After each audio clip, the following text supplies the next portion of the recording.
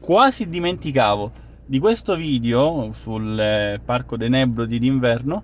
Ne sto girando due versioni. La prima versione è quella breve, molto epica, molto dinamica, dove ci saranno solo le dronate e le riprese migliori.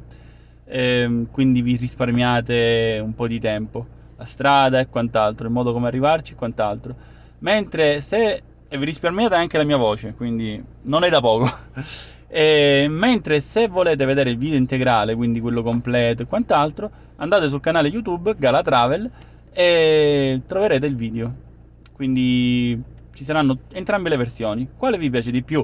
In base al tempo, in base anche al modo di vedere le cose, e se volete approfondirle, potete andare a scegliere il video più breve o quello più lungo. Ciao!